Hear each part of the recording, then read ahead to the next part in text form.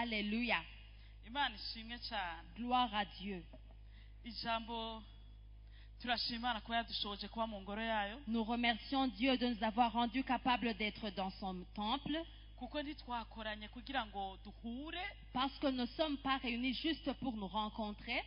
Nubwo guhura biryoshe. Bien que c'est bien de se rencontrer. Ariko guhura kw'abana b'abantu. Mais la rencontre des êtres humains kugira ikimazi muri biki est utile à peu de choses. Kuko umuntu akumarira icyo ashoboye. Parce qu'une personne t'aide en disant dont il est capable. Ariko Imana ihabwa icyo. Mais gloire à Dieu. Kuba twahuriye mu nzu y'Imana. Parce que nous sommes rencontrés dans la maison de Dieu. Ijambo ry'Imana rivuga ngo babiri canke batatu. Là où la parole de Dieu dit que là où 2 ou 3 bakoranye mu izina ryanjye sont réunis en mon nom, bahagati yawe. je suis au milieu d'eux. Ndazi ko Imana yakugendeye muri louange. Je sais que Dieu t'a visité pendant la louange. Ndazi ko Imana yavuganye nawe matangazo. Je sais que Dieu t'a parlé pendant les communiqués. Eka no muri anniversaire hose Imana yavuganye nawe. Et même dans les anniversaires, Dieu t'a Kuko parlé. ijambo ry'Imana rivuga ngo Parce que la parole de Dieu dit Dieu parle tantôt d'une manière, tantôt d'une autre. ko Imana ivuga mu buryo bumwe canke ubundi. Imana ibihererwe icubahiro. Que Dieu soit Rero loué. nashaka kugutumira mu mwanya muto. J'aimerais t'inviter juste un peu de temps. Wumve icyo Imana ivugana nawe. Que tu écoutes ce que Dieu parle avec toi. Kuko ijambo ry'Imana Parce que la parole de niryo Dieu, rihamagara ibitariho bikabaho. c'est elle qui appelle l'invisible au visible.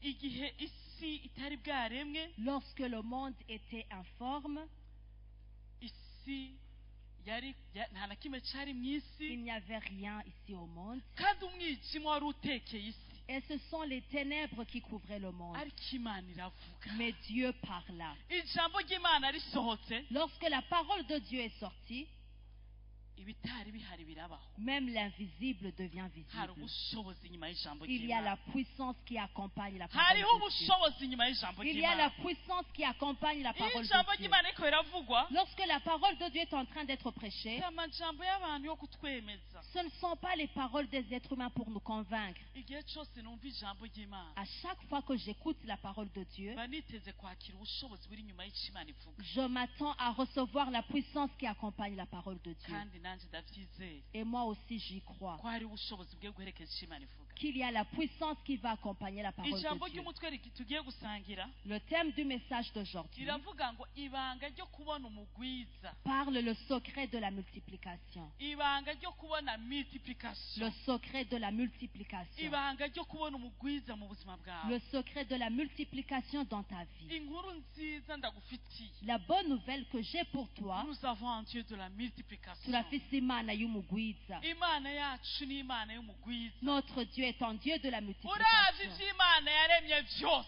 Si nous regardons la création de Dieu, ikintu cose Imana yaremye toute chose que Dieu a créée yakiremanye imbuto. renferme une semence.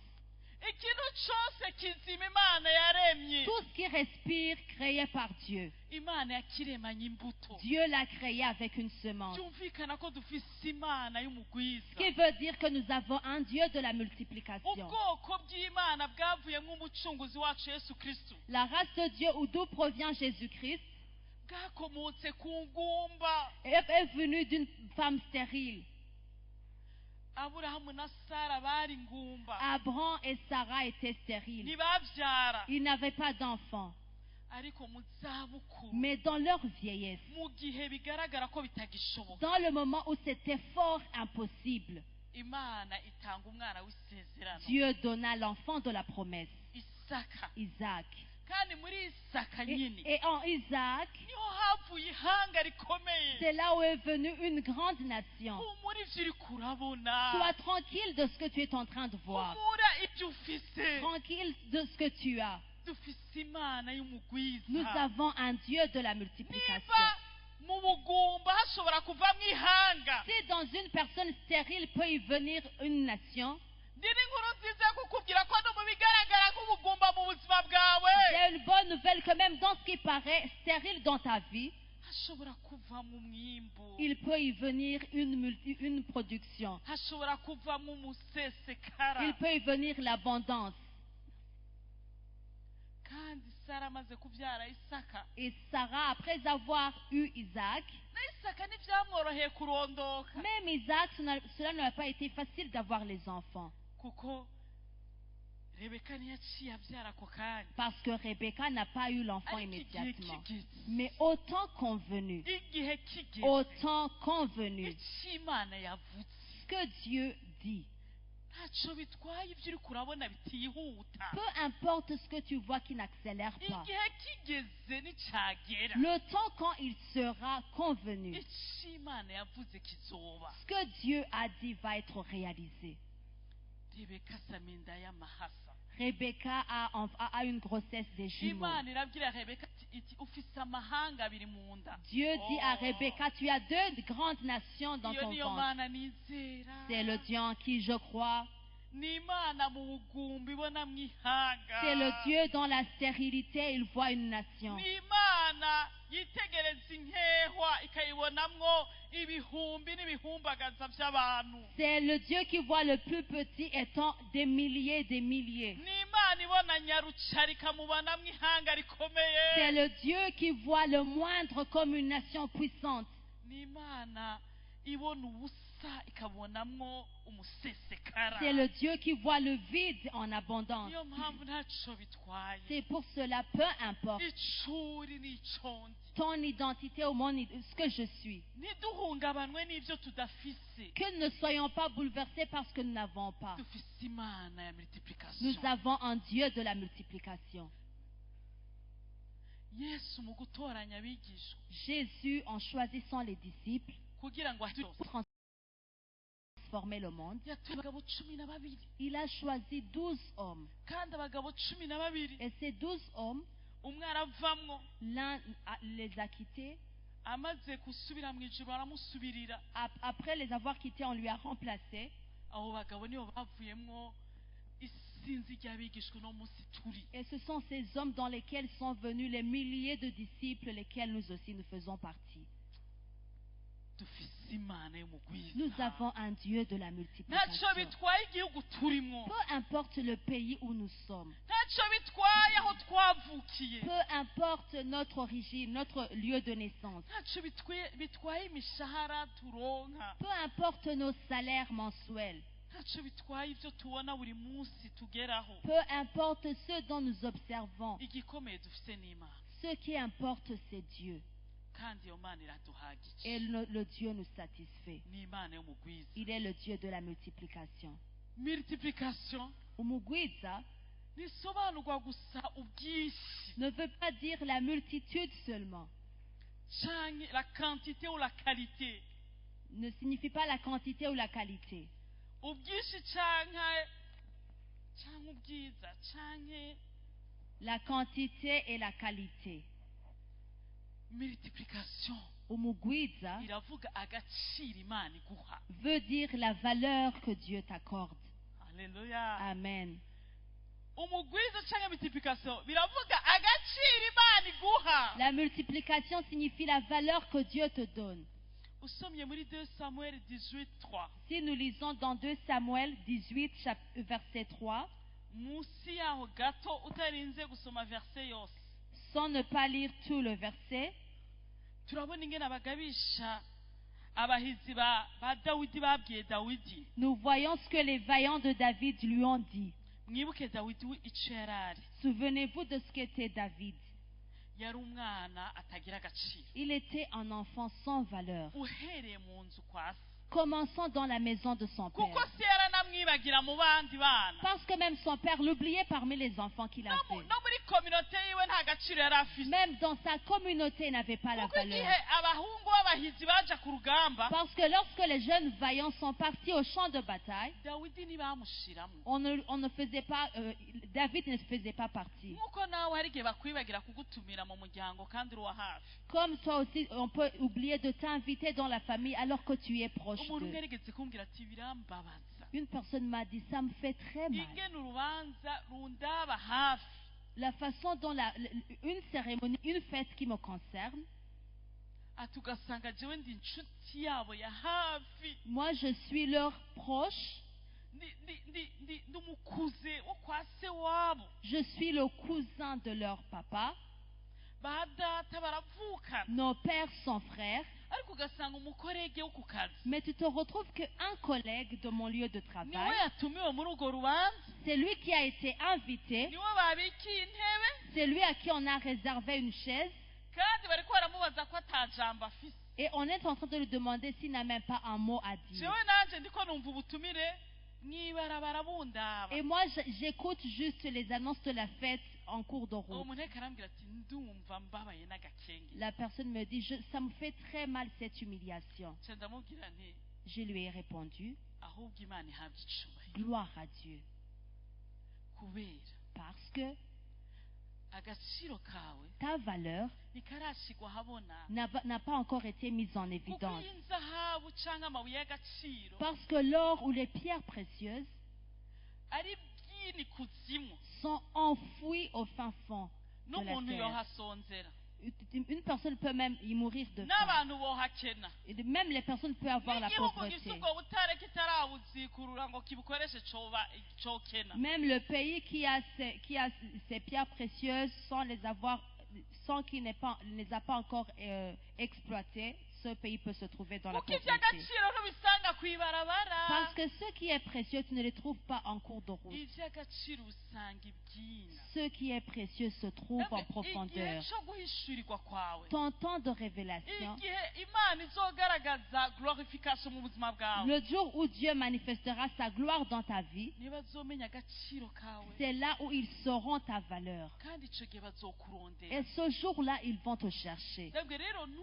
ntugirane ibibazo n'abantu Et je lui ai dit, ne crée pas des problèmes avec les kuko uwo gens. imana itibutse nta muntu amwibuka Parce que celui dont Dieu ne se souvient pas, nul ne peut lui se souvenir dawidi de lui. yari afitaniye ingorane n'abantu David n'avait pas un problème avec les hommes, kuko yama atazira imana ibihe byose parce qu'il louait Dieu en tout temps. yari azi agaciro k'imana yiwe Il savait la valeur de son Dieu. kandi kumenya agaciro k'imana yiwe Et connaître la valeur de son Dieu byatumye amenya agaciro kiwe lui a donné de connaître sa umunsi valeur. umwe yaritoye aravuga ngo Un jour, il a dit, ndagushima mana je te bénis, Seigneur, kuko naremwe mu buryo butangaje parce que je suis une créature merveilleuse.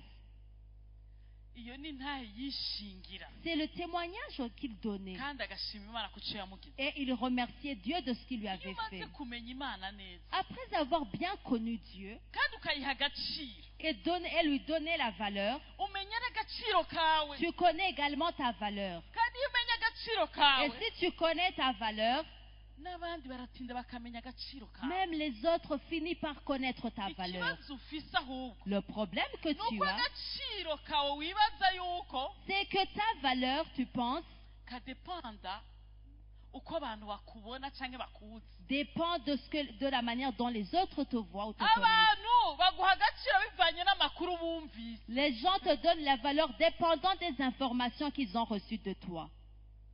cyangwa ukibaza ko agaciro kawe Ou bien tu penses que ta valeur kadepanda n'ibyo ufise dépend de tes richesses. ibyo ufise bigenda bihinduka Ta possession change du jour au lendemain. kandi naho bitohinduka Même si elle ne changerait hari pas, abogira byinshi kugusumba il y a ceux qui pourraient avoir plus que toi bakaca bagusubirira et te remplacer par rero conséquent. agaciro k'umuntu Donc la valeur d'une personne, n'akimana yamugize c'est la valeur que Dieu lui a donnée. kandi multiplication Umugwiza ihagaze ku gaciro imana est iduha basée sur la valeur que Dieu nous donne. iyumvira umugabo yitwa dawidi Imagine cet homme David. igihe kimwe baravuga ngo Un jour, il dit, ati ariko wewe mais toi, urengeye abantu 10,000 bo muri twebwe tu es comme 10 000 de nous. ibintu mwabyumvise Est-ce que vous avez bien entendu cela? abana b'abantu Les êtres humains babwira mugenzi wabo qui disent à leurs amis, ati ariko wewe mais toi, kuko yari amaze kuba umwami parce qu'il était déjà devenu roi, urengeye 10,000 muri twebwe tu vaux mieux que 1000 parmi nous. 10,000 byopfuma bipfa 10 000 peuvent mourir, ariko wowe ugasigara mais que toi tu restes.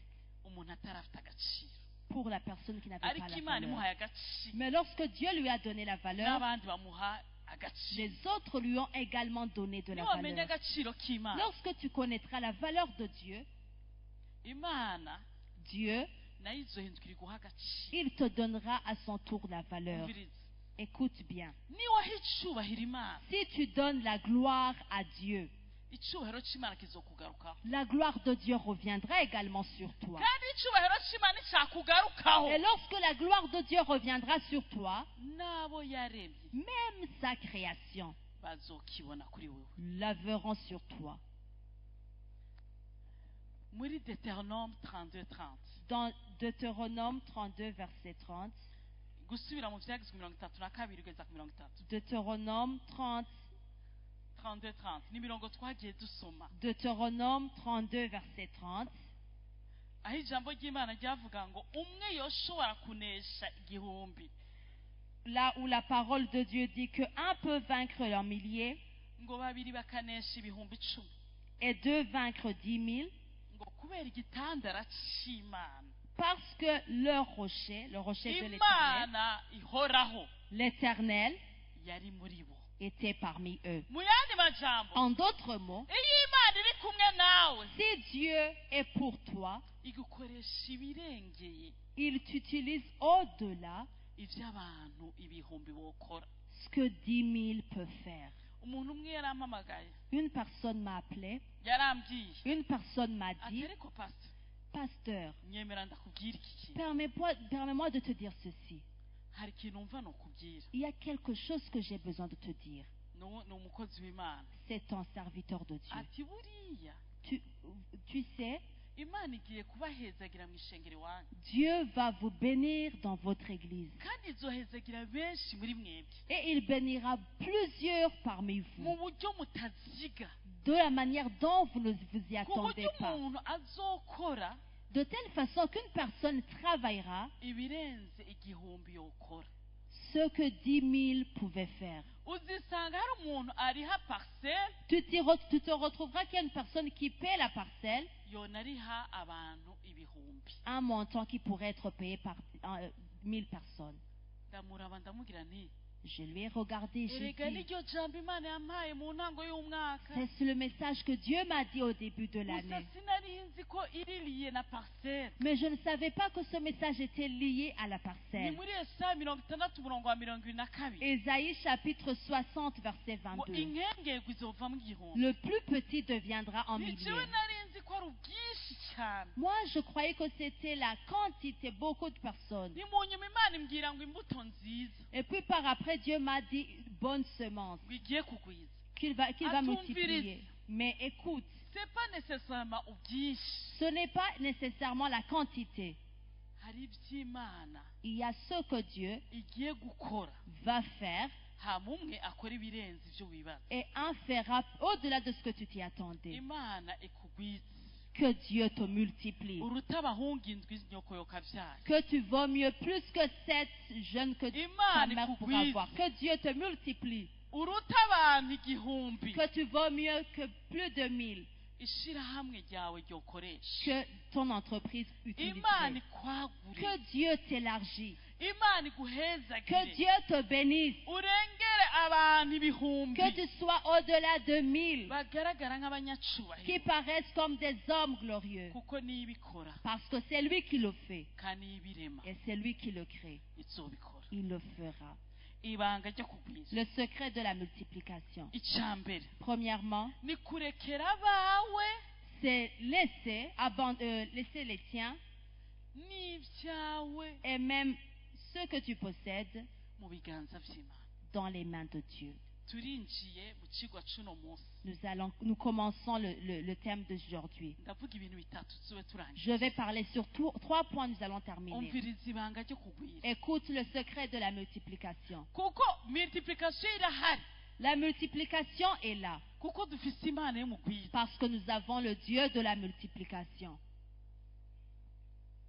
Nurekere byose, Abandonne tout, uhereye ubuzima bwawe tout en commençant par ta vie, n'abawe et même les tiens, n'ibyawe et même tout ce que tu possèdes mu biganza by'Imana ikomeye. dans les mains du Dieu Tout-Puissant. usomye mu butumwa bwiza bwa Matayo 14 Si nous lisons dans l'évangile de Matthieu chapitre umurongo 14, wa 17 verset 17 kugeza ku 21 jusqu'au verset 21, reka dusome nous allons lire. ubutumwa bwiza bwa Matayo L'évangile de Matthieu igice cya 14 chapitre 14, umurongo wa 17 verset 17 kugeza ku 21 jusqu'au verset 21. baramwishura bati ntabyo dufise hano atari udutsima dutanu n'udufi tubiri. Nawe ati nimubinzanire hano. Abwira abantu kwicara hasi ku byatsi. Yabira ya mitsima itanu na za fi zibiri. Ararangamiza. Araba mu ijuru arabihezagira. Amanyagura ya mitsima ayiha abigishwa. Abigishwa bagaburira ishengero. Barajya bose barahaga. Baratororokanya utumanyagu tw'imisigazwa twuzuye ibisimbo 12. Kandi abariye barabaga 5,000 ukuyemwe abagore n'abana. Mais ils lui dirent, nous n'avons ici que 5 pains et 2 poissons. Et il dit, apportez-les-moi. Il fit asseoir la foule sur l'herbe, prit les 5 pains et les 2 poissons, et levant les yeux vers le ciel, il rendit grâce. Puis il remplit les pains et les donna aux disciples qui les distribuèrent à la foule. Tous mangèrent et furent rassasiés, et l'on emporta 12 paniers pleins de morceaux qui restaient. Ceux qui avaient mangé étaient environ 5,000 hommes, sans les femmes et les enfants. C'était le temps où Jésus était dans le désert avec les disciples et toute une grande foule assemblée. Après avoir passé 3 jours sans rien à manger. Ce qui veut dire que le désert est fort possible.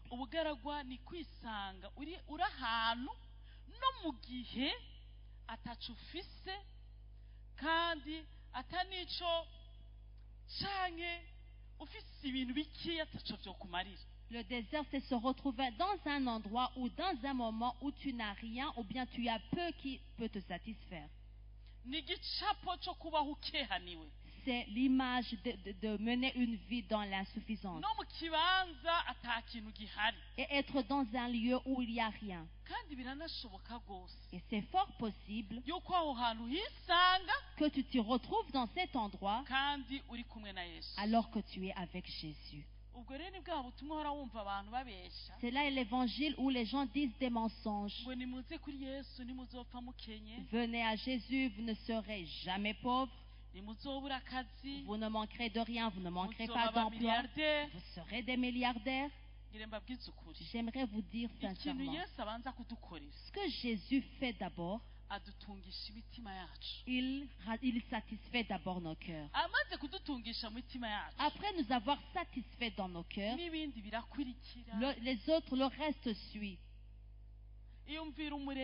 Imagine le Créateur. Tout a été créé par lui. Se retrouver avec sa création, manquant quoi manger. Et Jésus dit, nourris les gens. Et ils lui ont répondu, nous avons juste 5 pains et 2 poissons. Et Jésus, ça ne fait rien. Amène juste cela à moi. Alléluia. Alléluia. Cela ne fait rien, ce que vous avez. Amenez juste les moi dans mes mains. Est-ce que vous pensez que ce test était facile? Un jeune qui était juste parti par sa nourriture de 5 pains et 2 poissons, les laisser dans les mains de Jésus kandi alors que babona ko iyo mitsima n'ayo mafi ces pains et ces poissons atashobora gukwira iryo shenge. ne pouvaient pas satisfaire toute erega kari l'assemblée. gushobora kuvuga ngo ati Le jeune pourrait dire, nta mitsima afise n'udufi byo gupfa ubusa, je n'ai pas les pains et les poissons pour juste perdre. reka ndavyigumirize jewe jenyene Je vais juste les garder pour moi kuko jeweho byoshobora kumfasha parce que cela peut être utile pour hako moi. abandi ndabahera ibintu ataco bizobamarira, Au lieu de donner aux autres alors que cela ne va pas les souffrir. ariko kumvira ico Imana ivuze. Mais il a obéi à ce que Jésus a dit. kari gafise ikintu gito mu biganza vyabo, Il avait juste peu de choses dans ses mains. ariko kumvira ijambo ry'umuremyi Mais il a obéi au message du Créateur. ico gafise Ce qu'il avait, kagishira mu biganza vyishoboye il vyose. l'a donné dans la main du Tout-Puissant. erega ivyo ufise mu biganza vyawe Ce que tu as dans tes mains, ni biki, c'est très petit kuko ibiganza vyawe navyo nyene parce que même tes mains bifise aho bigarukira, sont limitées. ariko iyo bishitse mu biganza vy'Imana Mais si cela se retrouve dans les mains de Dieu, biba bigeze mu biganza vy'Imana y'umugwiza, cela se retrouve dans les mains du Dieu de la multiplication. bihindura ico biri. Ça change leur quantité. hari umuneka aranyuma, Est-ce qu'il y a quelqu'un qui m'écoute? ngire nkubwire, J'aimerais te dire, diplome yawe, ton diplôme, umushahara wawe, ton salaire, epargne yawe ton épargne, mu biganza vyawe dans tes mains, ni ubusa, c'est rien. ariko mu biganza vy'umuremyi Mais dans les mains du Créateur,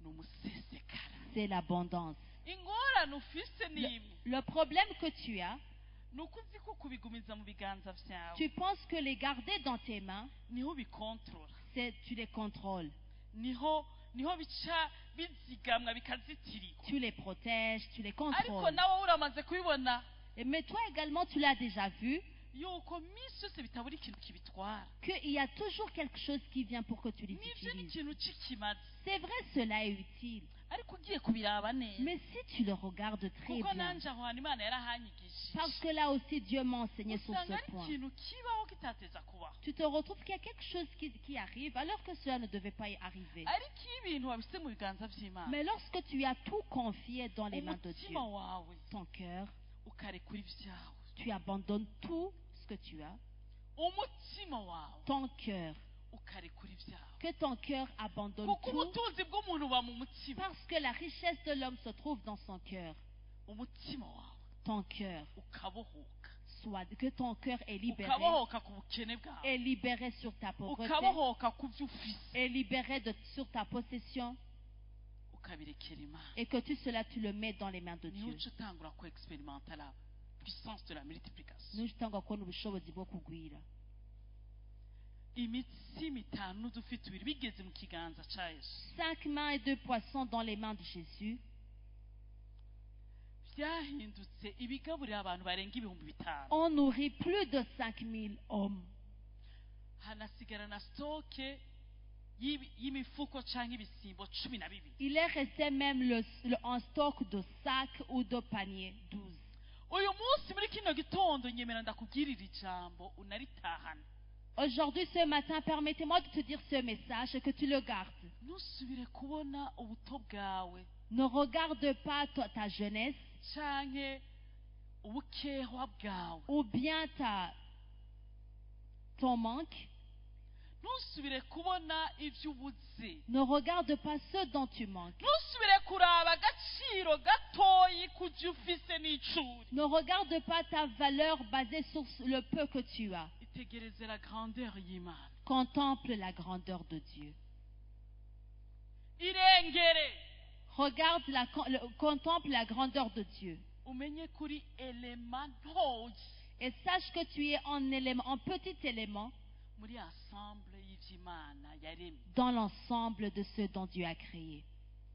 urashobora kumeneka umutwe wewe Et tu peux juste avoir les maux de tête, ukabira icuyu ukareka gusinzira, suer et manquer le sommeil kubera ngo ivyo ufise bidakwiye, parce que ce dont tu as ne suffit pas. nawe ubwawe utazi imyaka usigaranye kubaho, Toi-même, tu ne sais pas les années qui te restent pour vivre. utanametriza n'amasaha ufise, Tu ne maîtrises même pas les heures dont tu as. utazi ejo hawe. Tu ne connais même pas ton lendemain. Abana bawe barungika ku ishure kuko wabikiye minervale, Tu envoies tes enfants parce que tu as épargné leur minerval, ariko ntubabikiye amasaha yo kubaho ntuyazi. mais tu ne gardes pas leurs heures de vie. Ntumetize imiduga bahura nayo. Tu ne maîtrises pas les véhicules qu'ils rencontrent. Ntumetize umuyaga nkuba wo mu nzu iwawe. Tu ne maîtrises pas le courant électrique de ta maison. Ntumetize ikintu na kimwe cy'iwawe. Tu ne maîtrises rien de ta maison. Uno munsi byose bishobora gushigwaho iherezo nka Yobu. Aujourd'hui, tout peut être mis fin comme Job. Niyo mpamvu agaciro kawe C'est pour cela que ta valeur ntigahagaze ku cyo abantu bakwita. ne dépend pas des appellations des Agaciro hommes. kawe ntigahagaze ku byo ufise. Ta valeur ne dépend pas de ce que tu as. Agaciro kawe gashingiye ku cyo Imana yakugize.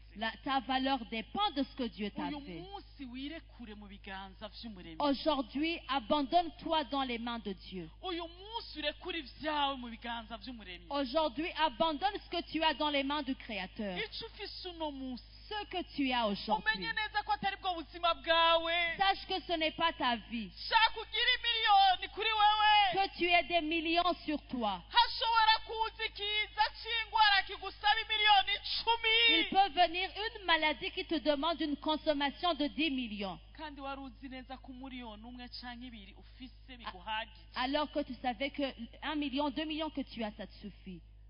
Agaciro kawe si amazu wubatse. Ta valeur, ce ne sont pas les maisons que tu as construites. kuko aba uri kurubakira. Car les personnes pour lesquelles tu construis, Ufise ubuzima bwabo mu kiganza. tu n'as pas leur vie dans tes mains. Ushobora kubaka amazu Tu menshi. peux construire beaucoup de ariko maisons, aba uri kurayaronderera. mais les enfants pour lesquels tu les construis, ntubagire. ne pas les avoir. mu gihe uzi ko uzurabashikiriza ukababura. Alors que tu savais que tu allais leur les léguer, mais tu les manques. rero Imana ibafise. Mais le Dieu qui les a, niyo ifise n'ivyabo. c'est lui-même qui a leur bien. uno munsi ushobora guharura agaciro kawe Aujourd'hui, tu peux voir ta valeur ku mushahara wawe, en ku considérant ton madiplome salaire, yawe, en considérant ton diplôme, ariko umutwe wawe ntuwumetriza. mais tu ne maîtrises pas ton uyu munsi intelligence. insinga zikoranye ko zo mu mutwe wawe. Si aujourd'hui il y a un accident vasculaire dans ta tête, diplome zishobora gupfusa, les diplômes ne servent plus à rien.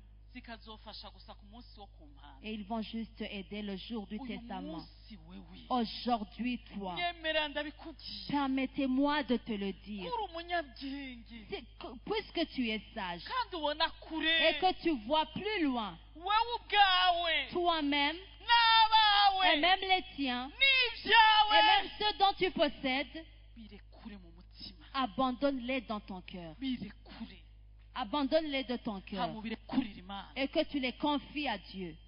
umugabo yitwa Yakobo Un homme du nom de Jacob, yari afise abahungu benshi, il avait plusieurs hommes, garçons, ariko yari afise uwo yakunda cyane. mais il avait un fils préféré. yari afise abahungu babiri yakunda cyane. Il avait deux fils dont il yakunda aimait. Yosefu, Il aimait Joseph, agakunda Benjamin. il aimait également Benjamin. mugabo we yakunda Yosefu Mais celui dont il aimait Joseph, ntiyashoboye kumushitsa ku masezerano, il n'a pas pu lui faire arriver dans les promesses.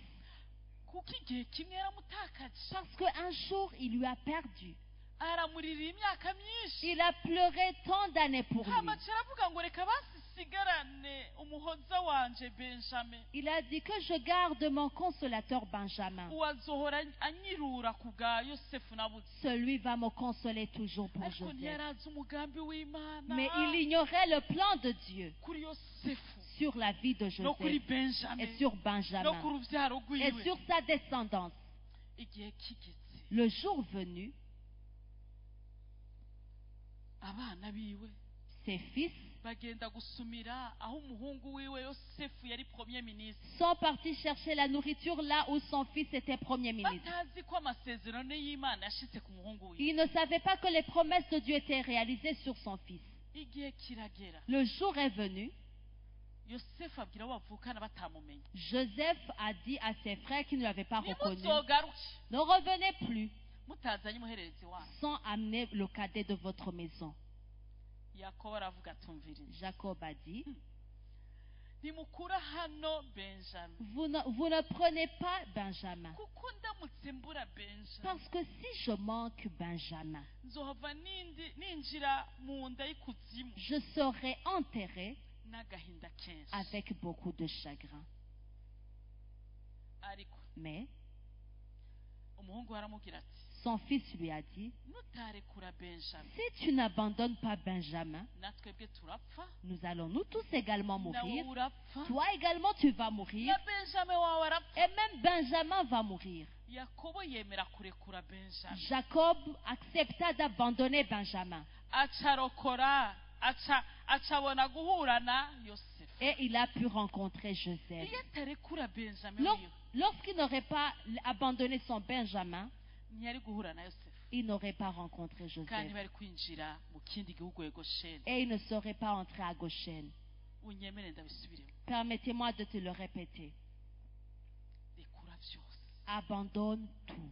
rekura byose Abandonne tout. aho ugeze si wahigejeje Là où tu arrives, ce n'est pas ta propre force. aho abawe bageze si wabahabagejeje Là où les tiens arrivent, ce ne sont pas par tes propres forces. aho ubona Là où tu es en train de voir, naho amaso yawe agarukira c'est là où tes yeux arrivent. naho ugeze gutahura C'est là où ton entendement naho arrive. wagejeje kwiyumvira C'est là où ton intelligence arrive. naho wagejeje gupanga ubuzima C'est là où tes planifications de la vie ariko hari arrivent. kure Mais il y a au-delà, hariho hirya il y a au-delà, hari ikubonera il y a au-delà celui qui voit pour toi. rekura Abandonne.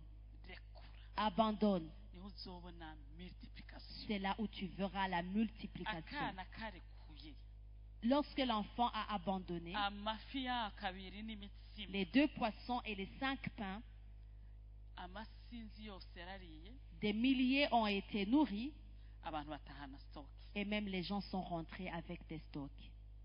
ntusubire kuraba ibyo ufise Ne regarde pas ce dont tu as.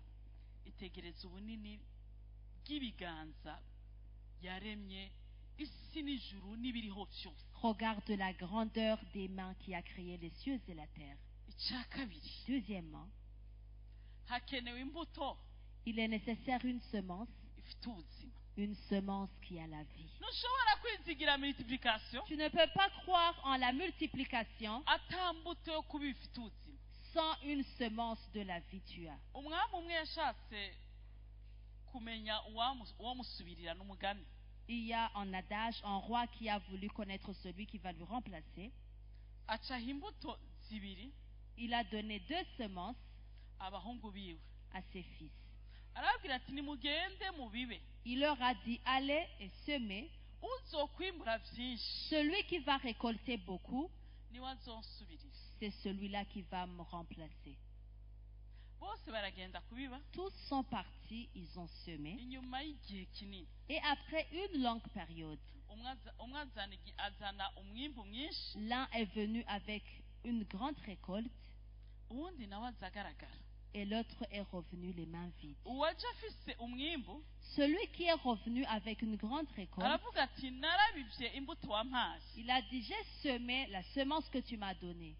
nguyu umwimbu nakuyemo Voici la récolte que j'ai eue. numpa ingoma rero nganze Donne-moi alors le trône afin que je règne. nyemera ko ari je nzogusubirira Permette-moi que c'est moi qui sois ton uwundi successeur. mwana aravuga ngo Et l'autre fils est venu.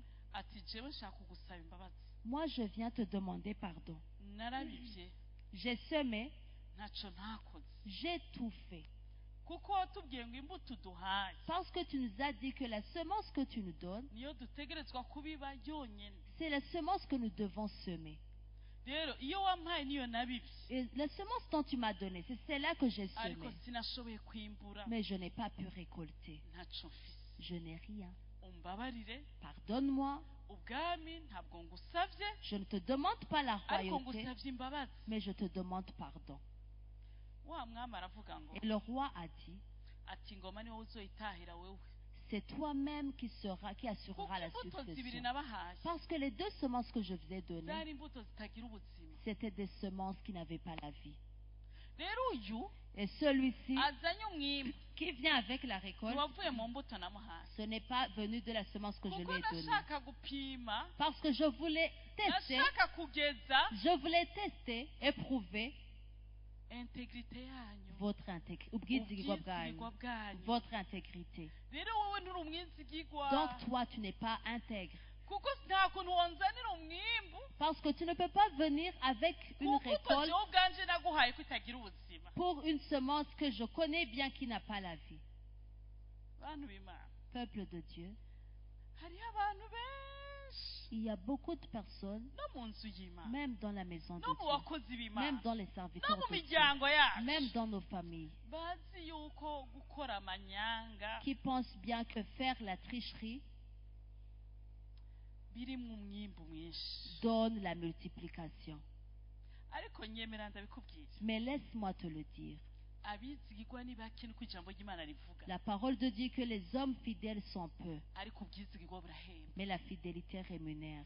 ubwizigirwa La fidélité buzana ikintu gihoraho donne ce qui est éternel.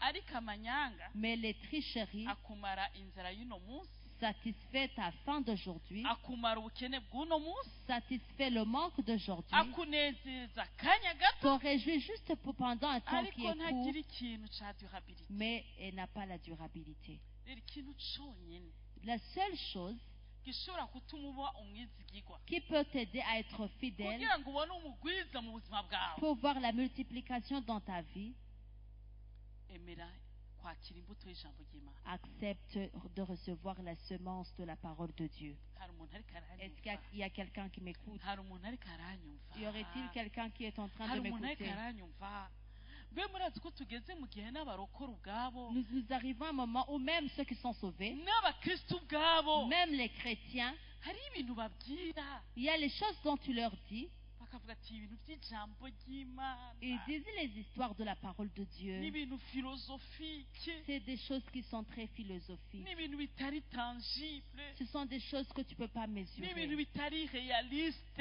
Ce sont des choses qui n'existent pas. n'ibintu bitari rationnel Ce sont des choses qui ne sont pas n'ibintu byo rationnelles. hejuru Ce sont des choses qui sont en l'air. bakibagira ko ibiriho byose byaremwe n'ijambo Mais ils oublient que tout ce qui existe a été créé par la parole. ijambo rifite ububasha La parole a de la puissance.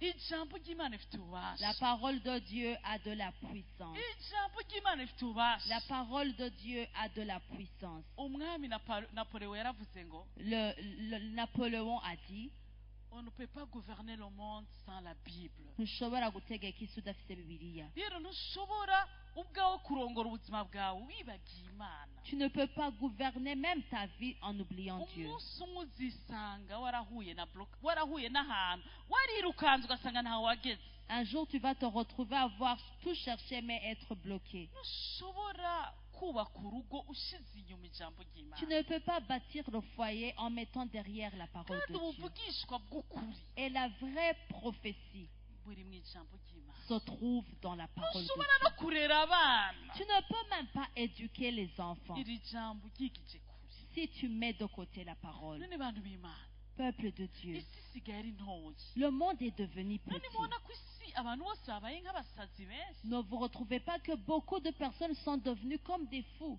Imana ishimwe ko twebwe tutaragira mu gihe badufata ngo batwugarire kuko tuvuze ibyo abandi bovuga ahandi bakabugarira Gloire à Dieu que pour nous, nous ne sommes pas encore enfermés lorsque nous disons certaines choses pour lesquelles peuvent être enfermés à ariko cause niyo de isi iri cela. kiraje Mais c'est là où le monde nous mène.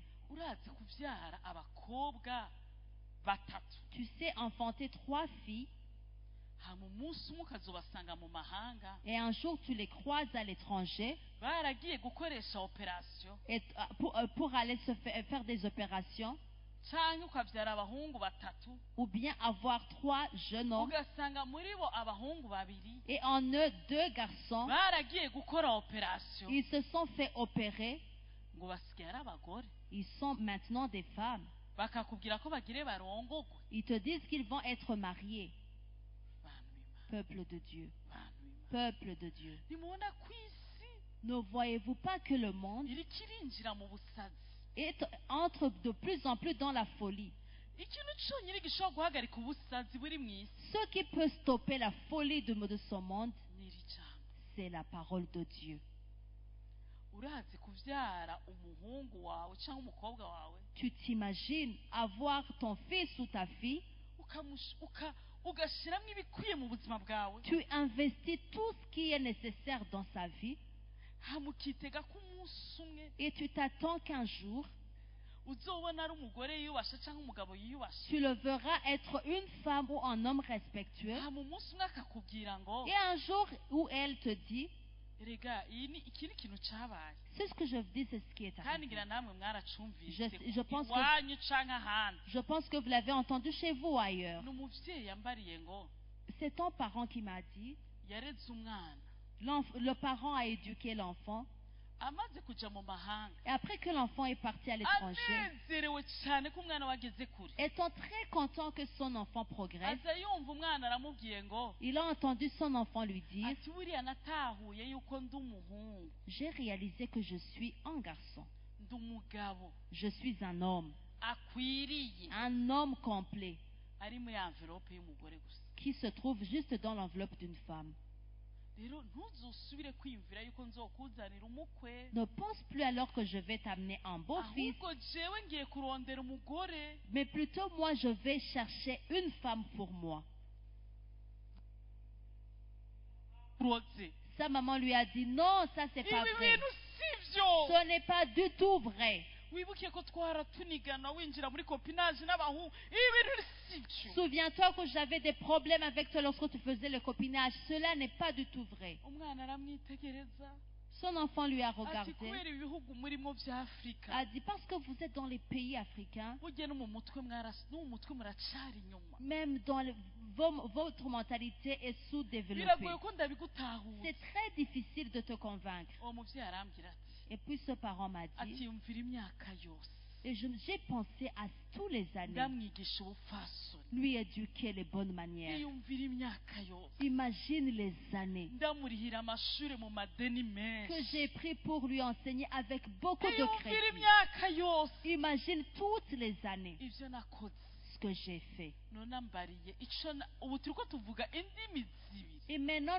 nous parlons deux langages. yaranamblotse ntituvugana, Il a même coupé connexion, je ne niyo parle ngiye mu plus avec mahanga ntanyitaba anja kure, lui. Même si je pars à l'étranger, il ne me retrouve pas. kuko abana n'uwundi mugore mugenzi we ngo niwe mugore wiwe. Parce qu'elle habite avec une femme comme elle, disons que c'est son mari. nyemerera ndakubwira uno munsi, Permettez-moi de te dire aujourd'hui, isi irakayangana, le monde brille, isi igaragara ko imeze le neza, monde paraît comme brillant, ariko isi iriko irabora. mais le monde est en train de pourrir. nitutemera kubiba ijambo ry'Imana, Si nous n'acceptons pas de semer en la parole de Dieu, kuko niryo ririmo ubuzima, parce que c'est la seule qui contient la ngo vie, turibibe mu ngo zacu, que nous la semons dans nos foyers, tubibe ijambo ry'Imana mu bana bacu, que nous semons la parole de Dieu dans nos ijambo enfants, ry'Imana rifata ikibanza mu ishengero que la parole de Dieu ait de la place dans l'église no mu gihugu. et dans le pays. turisanga ataho turiko turaja, Nous nous retrouvons allant nulle part. kuko ijambo ry'Imana niyo mbuto itabora. Parce que la parole de Dieu, c'est la seule semence qui nous... usomye mu cete cya mbere cya Petero Lorsque nous lisons dans 1 Pierre, 1:23, 1 Pierre chapitre 1 verset 23, handitswe ngo il est écrit, kuko mwabyawe ubwa kabiri, mutabyawe n'imbuto ibora, ariko mwabyawe n'imbuto itabora, mubiheshejwe n'ijambo ry'Imana ririho rigahoraho. Amen. Puisque vous avez été régénérés non pas par Umviriza une... abantu b'Imana akiri ngaha, Amen.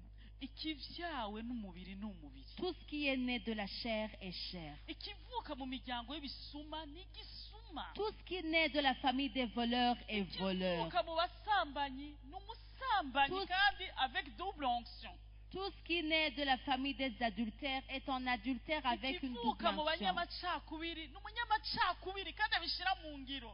Tout ce qui est né de la discrimination discrimine également. ikivuka mu batagira ubwenge naco nyine usanga ata bwenge gifise, Tout ce qui naît de ceux qui sont insensés est insensé également. isi nta cyiza ifise itanga Le monde n'a rien de bien à donner. isi nta cyiza ifise itanga Le monde n'a rien de bien à donner.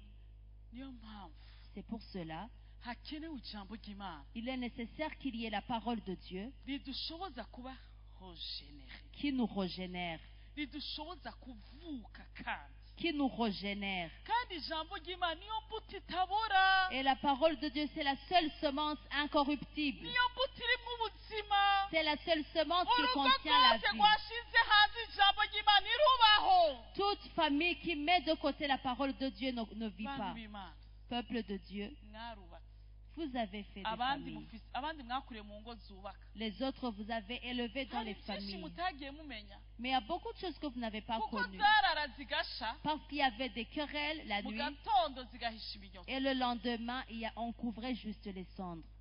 kuko bo bari abapfasoni Parce qu'ils étaient de bons hommes et de hari bonnes femmes. n'abandi zarurumbye Il y a les autres où il y a eu du feu. biranaboneka ko zirurumba Et le feu même a été paru aux kuko autres. bataburyarya Parce qu'ils ne sont pas hypocrites. kuko ntaco wakorera umuntu Parce que tu ne peux rien faire pour un jewe homme. ntaco nokorera umugabo wanje Moi, je ne peux rien faire pour mon mari ngo shobore gutanga ubuzima mu rugo rwiwe pour donner la vie mwe en sa murazi vie. abagore beza bubaka ingo zabo ntizirame Savez-vous combien de femmes qui sont bonnes, qui font tout pour bâtir mwe leur foyer, mais murazi en vain? abagabo bubaka neza ingo zabo ntizirame Mais savez-vous combien d'hommes qui bâtissent leur foyer, mais ntaco en ushobora vain? guha umugore wawe ngo urugo rugire ubuzima Tu ne peux rien donner pour ta femme pour avoir la vie. erega buriya turanarinda Nous osons d'aller par ailleurs. urazi Tu t'imagines kurongorwa n'umuntu être marié, ukarongora umuntu marier quelqu'un yananiye nyina na se bamubyaye qui a été très difficile pour son père et sa yabirishije mère. icuya nyina na se bamubyaye Une personne qui a été en fardeau pour son père et sa mère. hama wowe ukibaza ko ugiye kumujera Et toi, tu penses que tu vas gérer la inyuma personne y'imyaka 20 ngaha après des vingtaines d'années. aho akora Là où il travaille, aho yize là où il étudie, aho yabaye là où il a vécu, yahamye ari umuzigo il a toujours été en we fardeau. niwe ushoboye kuwitworera Est-ce que tu penses que c'est toi qui vas pouvoir le supporter? iri ni ryo jambo ryonyine C'est la seule parole rishobora kutwubakira qui peut bâtir pour nous. urazi ababyeyi beza Tu sais combien il y a de bons parents b'icyitegererezo cyiza qui sont de bons modèles, ataco bakoreye abana babo qui ont tout fait, ariko abana batabaye icyo ababyeyi bipfujije mais les enfants n'ont pas pu être ce que les enfants ont iyi voulu. niyo mbuto itabora mu rubyaro rwacu C'est la seule semence incorruptible dans notre kuko descendance. umwana umubivyemo ijambo ry'imana Parce que si tu sèmes dans l'enfant la kandi parole de Dieu ukarera umwana mu ijambo ry'imana et que tu éduques l'enfant dans la ugakora parole de icyo Dieu, ijambo ry'imana rivuga que tu fais ce que la parole de Dieu dit, nubwo umwana yoja kure y'imana même si l'enfant se sépare de Dieu, uburyo wamureze la façon dont tu lui as éduqué n'ijambo ry'imana wamubwiye et le message que tu lui as dit izoba ari imbuto itabora sera une semence incorruptible.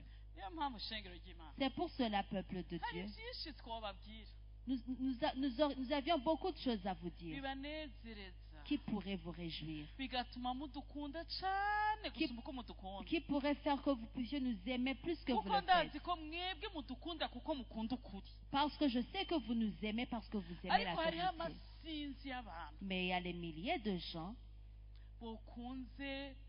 bokunze kwibera mu ishengero ririmo abasirimu qui aimeraient être dans l'église où il y a les civilisés, bokunze kwibera hagati muri twe qui aimeriez être parmi nous.